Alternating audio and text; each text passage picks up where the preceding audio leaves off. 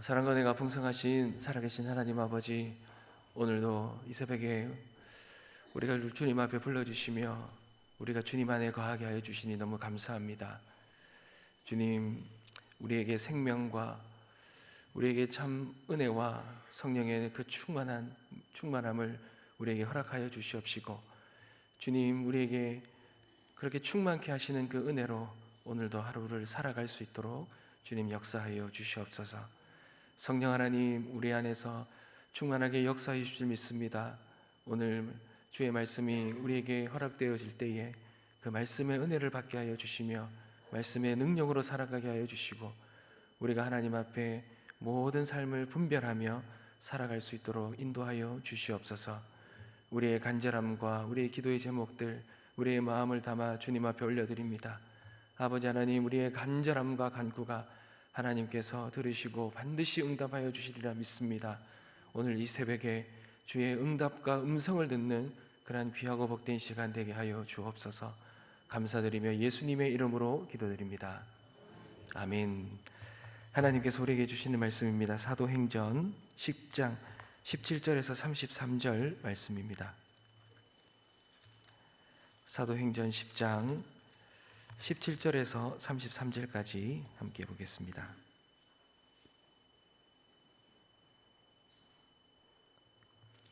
제가 먼저 읽겠습니다. 베드로가 본 바 환상이 무슨 뜻인지 속으로 의아해 하더니 마침 고넬료가 보낸 사람들이 시몬의 집을 찾아 문 밖에 서서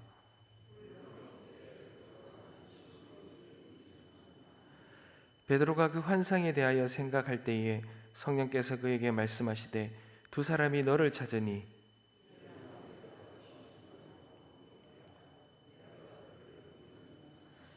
베드로가 내려가 그 사람들을 보고 이르되 내가 곧 너희가 찾는 사람인데 너희가 무슨 일로 왔느냐.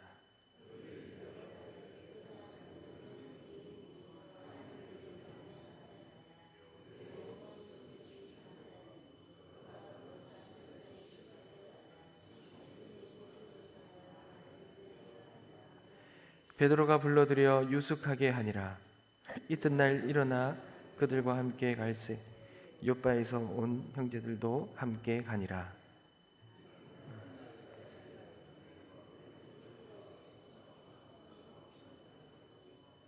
마침 베드로가 들어올 때에 고넬료가 맞아 발 앞에 엎드려 절하니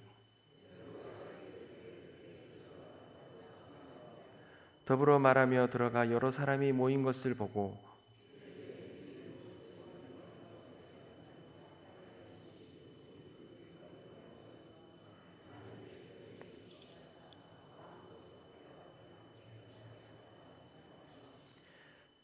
부름을 사양하지 아니하고 왔노라. 묻노니 무슨 일로 나를 불렀느냐.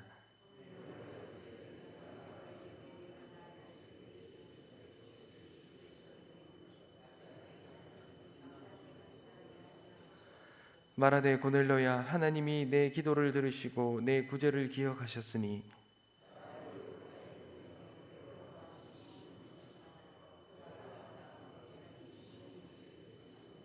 다 같이 읽겠습니다. 내가 곧 당신에게 사람을 보내었는데 오셨으니 잘하였나이다.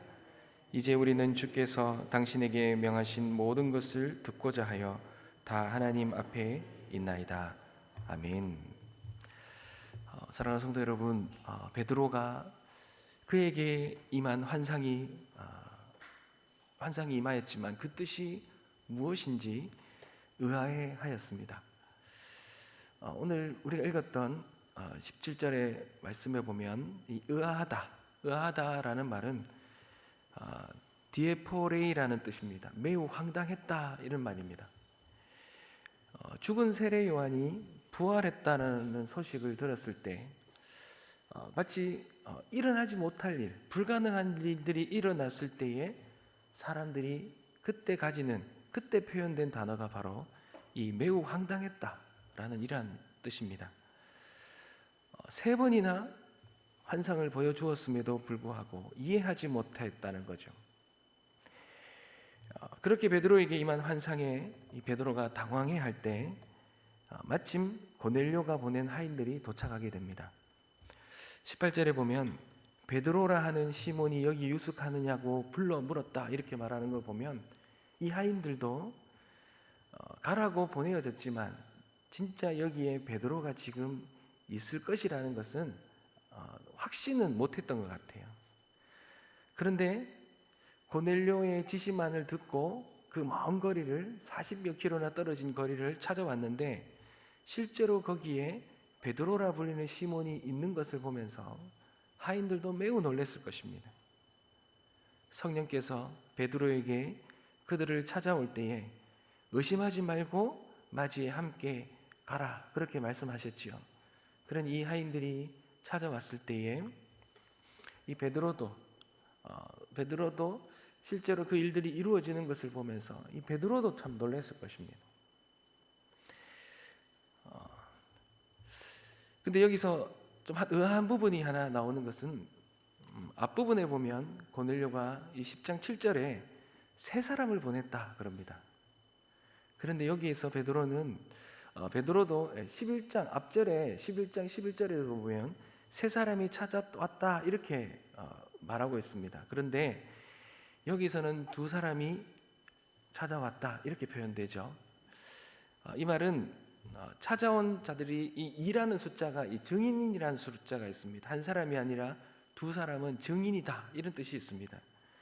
그래서 이들이 찾아온 자들에게서 이 일이 하나님이 하셨다. 하나님이 정말 살아계셨다. 하나님이 살아계신 증거이다.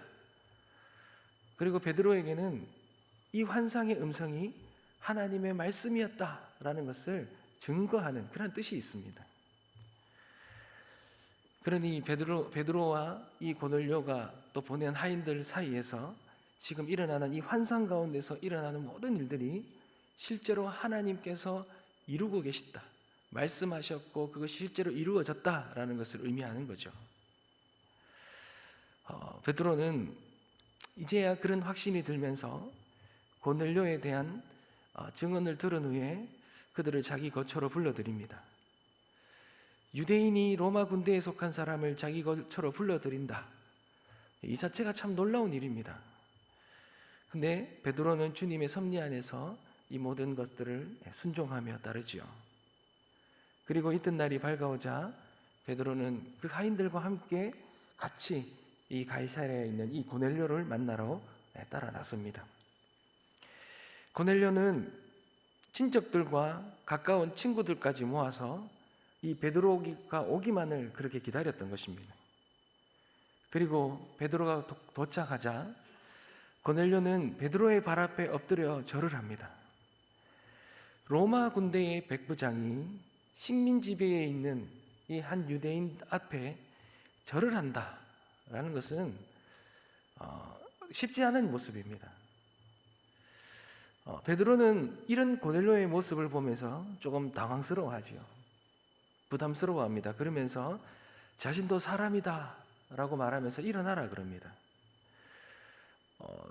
근데 여기에는 베드로에게도 아직까지 불편함이 있는 것입니다. 비록 그가 이 로마 군대의 백부장이고 신분은 없지만 그래도 그는 이방인입니다. 유대인으로서 이 이방인에 대한 이 장벽들이, 이 마음의 불편함이 여전히 무너지지 아니하고 존재하고 있었기 때문에 이방인의 집에 들어와서 그리고 그 고넬료와 함께 한다는 것은 여전히 베드로에게도 굉장히 불편한 일이었습니다. 그런데 그럼에도 불구하고 베드로는 비록 이방인이지만 하나님께서 아무것도 속되거나 깨끗하지 않다 하지 말라고 그렇게 하셨다라는 것, 그러기에 자신을 부르는 그 고넬료의 부름을 사양하지 않고 순종해서 왔고, 그러면서 베드로는 이제 고넬료에게 나를 부른 이유가 무엇인지에 대해서 그렇게 어렵게 그 고넬료에게 물었습니다. 그러자 고넬료가 그 앞에서 자기에게 일어났던 그 일들, 그 환상을 그렇게 보여주시죠. 그 모든 것들, 그에게 있었던 그 베드로를 청하라 하는 말과 그 모든 일들을 이야기를 합니다. 그리고 또 베드로를 통하여서 하나님께서 하셨던 일들, 그 모든 일들이 함께 그렇게 이곳에서 이루어지면서 고넬료는 이런 모습은 예수님이 이스라엘 중에서도 이런 믿음을 보지 못했다 하셨던 그 과거의 가버나움의 그 백부장의 그 믿음을 연상시킬 정도로 이 고넬료는 그런 간절한 믿음을 가진 그런 자로 표현하고 있습니다. 예수님이 그 백부장을 놀랍게 여기셨던 것처럼 베드로도 이 고넬료의 이 모습과 고넬료의 속에서 일어났던 이 모든 일들, 그리고 그가 순종하면서 따르는 이 모든 일들을 보면서 그의 믿음을 굉장히 놀랍게 여기는, 이방인이지만 그의 믿음을 굉장히 놀랍게 여기는 그런 모습들을 볼 수 있습니다.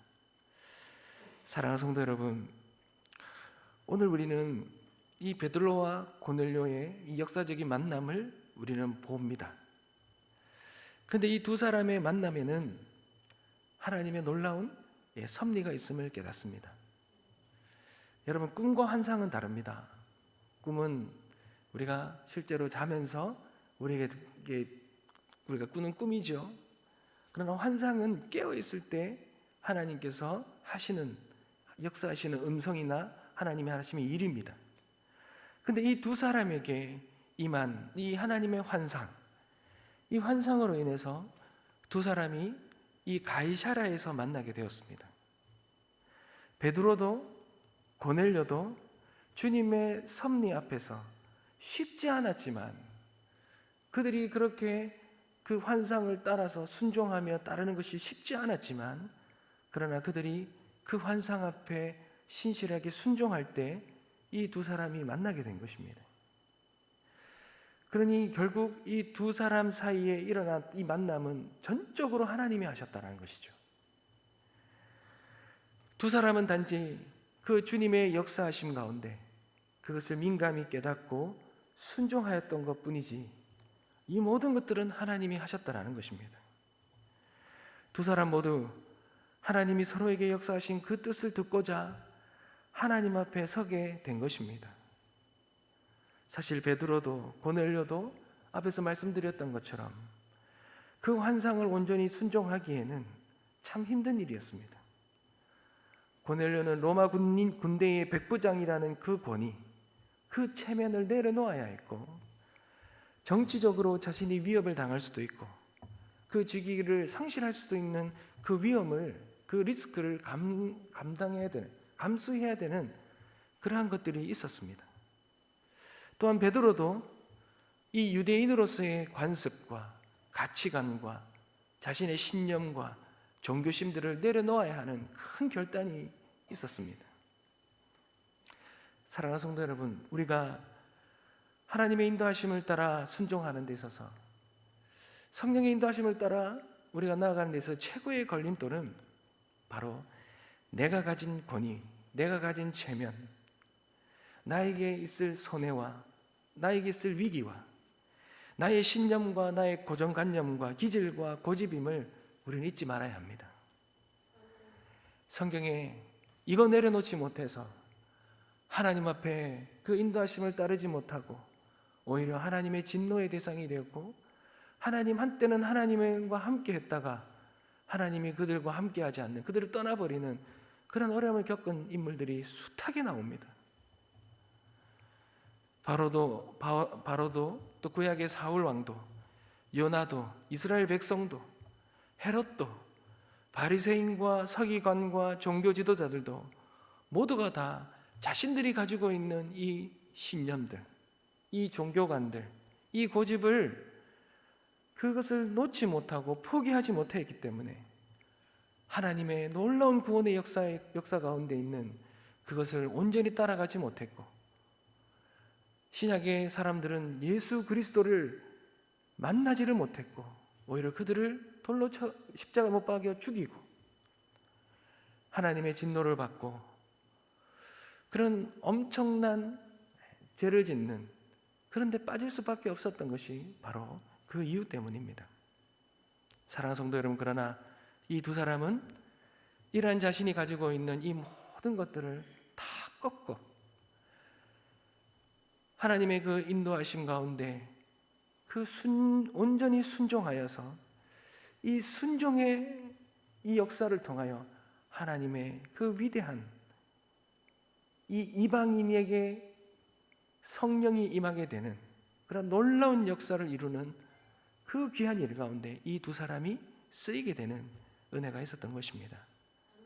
사랑하는 성도 여러분, 하나님이 보내신 사람을 맞는 이 두 사람의 행동, 하나님이 보내신 이 뜻을 따라서 순종하는 이 두 사람의 삶의 모습을 보면 겸손과 신앙의 깊이를 볼 수 있습니다. 여러분, 우리가 읽었던 33절에 명하신 것을 듣고자 하나님 앞에 있다, 명하신 것을 듣고자 하나님 앞에 있다라는 이 말씀의 이 모습이 복음 앞에 서 있는 그들의 이 진실된 이 모습을 볼 수 있습니다. 순전하고 가난한 마음으로 말씀을 기다리는 태도는 은혜를 부르게 되어 있습니다. 이것이 하나님께서 놀라운 구원의 역사를 이루는 가운데 귀하게 쓰임받는 그러한 성도의 모습일 줄 믿습니다.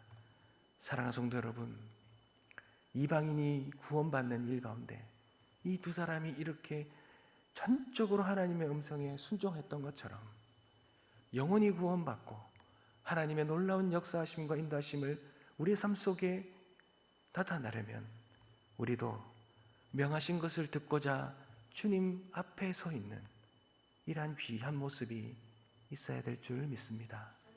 오늘 이 새벽에도 우리가 주님 앞에 나아가 주의 말씀을 듣고자 겸손하게 그렇게 온전하게 주님 앞에 기도로 무릎으로 나아갈 때에 하나님께서 우리를 깨워주시고 하나님의 그 성령의 민감한 그 뜻을 우리에게 깨닫게 하여 주셔서 우리가 그것을 붙들고 순종함을 통하여 하나님의 놀라운 구원의 역사, 하나님의 그 놀라운 인도하심의 역사가 우리의 모습 가운데, 우리의 삶 가운데 풍성히 이루어질 줄 믿습니다. 그러한 은혜가 오늘 저와 여러분 삶 가운데 이루어지길 주님의 이름으로 축복합니다. 기도하겠습니다.